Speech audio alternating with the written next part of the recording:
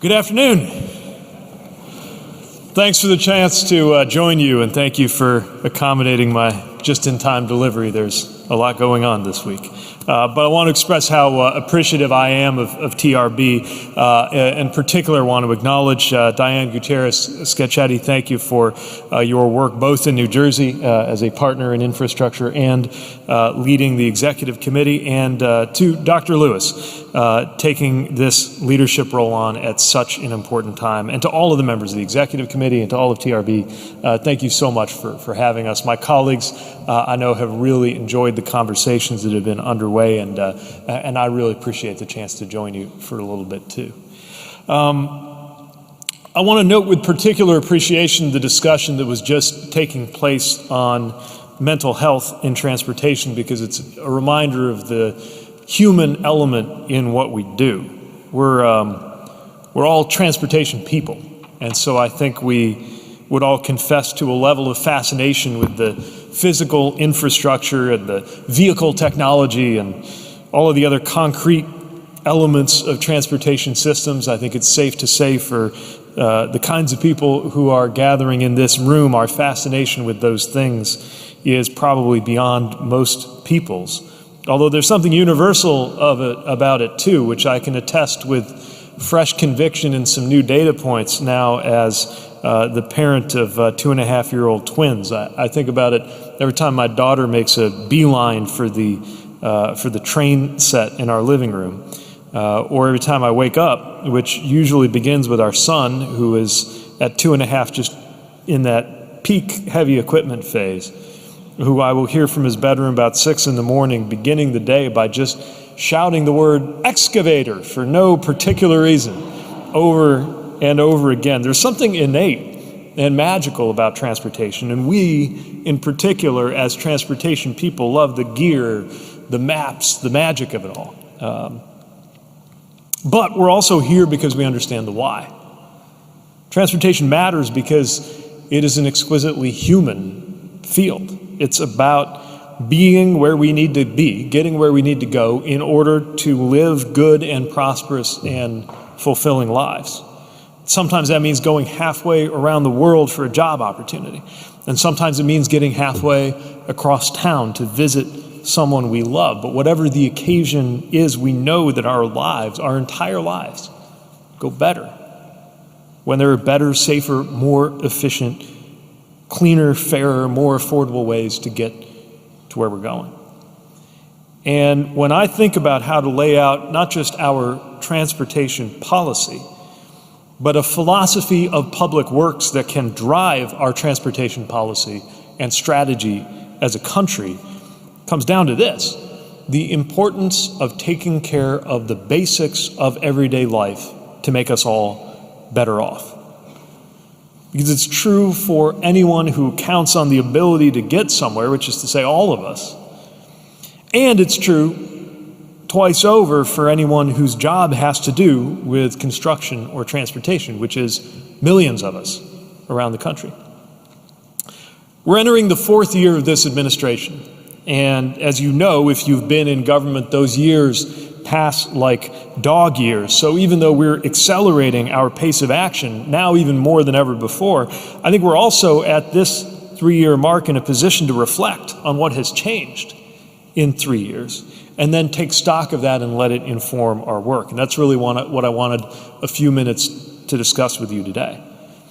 A lot has changed, so much so that it's hard to keep track of sometimes. Think of how disorienting the pace of some of those changes has been just in this young decade. And I'll just take one example.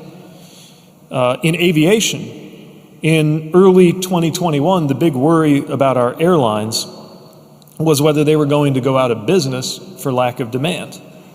By mid-2022, we were just as worried about airlines, but for a completely different reason, which was how to handle levels of demand so high that the airlines couldn't serve the tickets that they were selling. And then by late 2023, we had gotten to where we had exceptionally low rates of cancellations, even amid exceptionally high, in fact, record high numbers of passengers getting on airplanes. only for this year, 2024, to begin with an incident reminding the country the one thing in aviation that is even more important than on-time performance and customer service, which is, of course, safety. I'll say more about that in a moment, but I raise it as just one example of the developments and the changes that we have experienced in the first 3 years of this infrastructure decade for America. What I'd like to share with you is a brief overview of where this change has brought us and the work that's still ahead of us. So I do want to begin with the subject of safety. It is the DOT's reason for being. With aviation safety in general as the most extraordinary example of what is possible through policy, regulation, enforcement, technology, and expertise. It's strange to reflect that the safest way to travel is in a metal tube flying miles above the ground at nearly the speed of sound, propelled by flammable liquids. It's an extraordinary thing, and it wasn't always that way. America's aviation safety record is something that happened through time, including with lessons learned the hard way, and we should never take it for granted.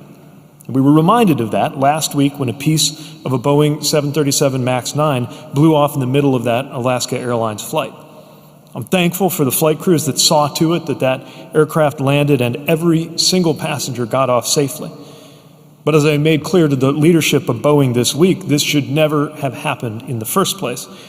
And the path for any plane in that category to return to service will be dictated by safety and only by safety. The design and the manufacturing of aircraft is one part of aviation safety. Another, of course, is our air traffic control system. DOT hired 1,500 new air traffic controllers last year. We've got more on the way, and it's one of many reasons why we're working with Congress to get even more resources in terms of people and technology for our ATC system as demand grows to historic highs each year. It's also why I would be remiss if I did not urge those House Republicans who persist in proposing to slash funding for FAA that this is not the time and that they should reconsider. This administration and this department have acted decisively to improve air travel with the authorities and the tools that we have. Working with Congress, we have a chance to do even more. The same is true when it comes to rail safety. We're coming up on the 1-year mark since the Norfolk Southern derailment in East Palestine, Ohio. Since then, we have conducted thousands of focused track inspections. We have advanced safety regulations, including a rule on minimum crew size that had been frozen by the last administration. And we've delivered billions of dollars to remove dangerous rail crossings completely or to improve safety for both passenger and freight rail. But we can't do it alone. 11 months after East Palestine, the Railway Safety Act is still waiting. Any member of Congress who professed interest in rail safety 11 months ago has an opportunity today to prove it by supporting the swift passage of that legislation in Congress. And then, of course, there's road safety. The whole country rightly takes note when there is so much as a close call in aviation. Imagine if we applied that same seriousness of purpose to the crisis of road safety in America that claims more than 100 lives, which is to say as many people as fill an airplane every single day. It's unacceptable. The reality is unacceptable, and that's why we're not treating it as unavoidable. It's why we created the National Roadway Safety Strategy and delivered safety funding that will benefit hundreds of millions of Americans through our Safe Streets for All program. It's why we're advancing automatic emergency braking regulations. It's why we believe we are starting to see evidence that we've finally begun to reverse the rise in roadway deaths, but there is so much work to be done on the pathway to zero. The next priority I want to mention is economic strength and job creation. President Biden's infrastructure law is already funding some 40,000 projects around the country. Some of them are intersection improvements that can be done in a single construction season. Others are bridges, tunnels, or airport terminal replacements that will take the better part of a decade. But what every project across that spectrum of scale and complexity has in common is that they are creating jobs right away. And there are more jobs where that came from. And what's really exciting is how many of these jobs are going to people in the communities where this infrastructure is being built, because frankly, that has not always been the case in past waves of U.S. infrastructure investment. I had a chance to sit with some workers who were in building trades jobs at LAX through a program that prioritized workers who came from the same zip code, the same economically challenged zip code as the airport itself. Some of them had experienced homelessness. All of them spoke with enormous pride about how, thanks to this opportunity, they were now buying their own homes, educating their children. And from coast to coast, I have seen the impact, the transformative impact that these jobs can have. I'll do a bit of napkin math that I wouldn't usually trot out in public, but I think with this audience, we're all just nerdy enough to be interested in doing a little real-time math. If somebody was working on the interstate highway system in 1967, they would make the equivalent of about $60,000 today. Over the course of a 5-year project, that would be enough for a down payment on a house purchased then that would on average now be worth about $400,000. And if they put 5% of their income into retirement, that would have value of about $350,000 today. Collectively, it would put their household wealth at about 6 times the median, all from a single job. It shows how a single job can change the trajectory of a person's life. So if we multiply that by the hundreds or thousands or even tens of thousands of jobs happening in each of the tens of thousands of projects we have underway nationwide, it will change the trajectory of a generation.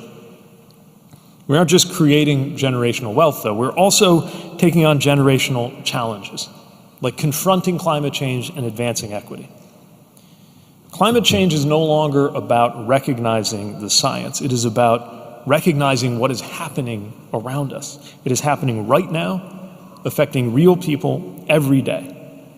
And we see this from wildfires in the West to flooding in Vermont, and it is impacting transportation disproportionately, from I-70 in Colorado being taken out by mudslides to the Pacific Northwest transit systems that had to shut down because their cables were at risk of melting in extreme heat that statistically shouldn't even be possible. It's been jarring, I have to say, here in Washington, having to debate with some members of Congress the difference between the seasons changing and the climate changing. But for most of us, this is not a political question, it is a searing reality. And it need not be a partisan issue either. In fact, in 2022, I joined the Republican governor of Utah, a state that has definitely felt the impact of climate change firsthand, to roll out the PROTECT program, which is making infrastructure across the country more resilient to extreme weather. We're taking action across every mode. We're making it easier and more affordable to use an electric car by building out that national network of EV chargers. Stay tuned for more exciting news on that very soon. We're helping cities replace aging buses with new, cleaner ones. We're decarbonizing shipping routes and advancing sustainable aviation fuel. We're making transit more affordable and more accessible, and we're making it safer and easier to walk or to bike. And crucially, we're also ensuring that the benefits of investments like these get to the communities that need them the most. We all know that federal investments have not always made it equitably to the places where they are most needed, but this infrastructure package is so wide-ranging, and we are being so intentional about it, that I believe this era could be remembered, because of the infrastructure law, as a period when the biggest wealth gaps in this country finally began to close. And in fact, we're starting to see economic evidence of that already. We're doing our part to make sure small and minority-owned businesses have a fair chance to compete for infrastructure contracts, from installing EV chargers to doing accounting work for a big engineering firm. We set an ambitious goal as a department for 21% of our own contracts to go to small disadvantaged businesses, and we beat that goal, amounting to billions of dollars in opportunity for talented businesses and innovative people who might not have been able to contribute otherwise. And we've invested in reconnecting communities to jobs and opportunity, improving rural roads and bridges that are sometimes the only way to get into or out of those communities, but also often haven't got the investments they deserve. The last area I want to talk about concerns technology, research, and innovation. And of course, that in so many ways is where this community of practice and expertise comes in. Innovation is important. It's exciting, not for its own sake, but for its ability to advance all of those other things we're trying to work on: safety, jobs, climate, equity. And to make meaningful progress in those areas, we have to recognize that we're not going to be and shouldn't be building infrastructure the way we did 50 or 100 or 150 years ago. New technology has the potential to save lives on our roadways. In a world where cars can communicate with buildings and lane markers and bicycles and each other, it's hard to even calculate how many crashes might be prevented. By pioneering more sustainable fuels for shipping and aviation, we can decarbonize some of the hardest to decarbonize sectors of our economy and reach President Biden's goal of net zero emissions by 2050 while also strengthening our supply chains. In a few minutes, I'll be speaking with experts about innovative new materials like pavement that can last longer and capture carbon and even heal itself, making our infrastructure more resilient. So no matter what area of transportation research, technology, or policy you work on, I know that you are working to the benefit not just of transportation itself, but of the people who count on transportation every day, which is all of us. That's why I want to end where I began, which is the humanity of all of this. Every driver, every pedestrian, every railroad worker, every airline passenger, you name it. Their lives, which is to say all of our lives, literally depend on the quality of our transportation systems. It's why working on them is such a privilege, and it's why working on them is so important. The possibility that we now, here in the 2020s, are shaping the most dramatic period of advancement in transportation since the onset of the jet age means that fewer people will suffer from avoidable crashes. It means that more people will have good and meaningful jobs and the ability to get to them and back home with enough time to be with the people that they love. It means that our kids will live in a more sustainable economy and breathe cleaner air than we did growing up, and it could even mean that they will live in a more equitable society than the one that our generations inherited. All through good transportation work. Best of all, we'll be able to tell them, our kids and grandkids, that in these consequential years, we took every dimension of travel from safety to sustainability across every form of travel and transportation, from ocean shipping to aerospace, and left it better than we found it. We've got a lot to show for 3 years' work, but even more that must be done in short order. It is daunting and it is tantalizing at the same time, which I know is the very equation that propels so many of you in this work. That, and the pleasure of living without any doubt that our work matters, and the knowledge that we are part of something much bigger than ourselves. That's why I am excited to continue working with you in the young years of this America's transportation decade, and I cannot wait to see what we're going to achieve together. Thank you very much for the chance to join you. Thank you for your great work. Thanks very much.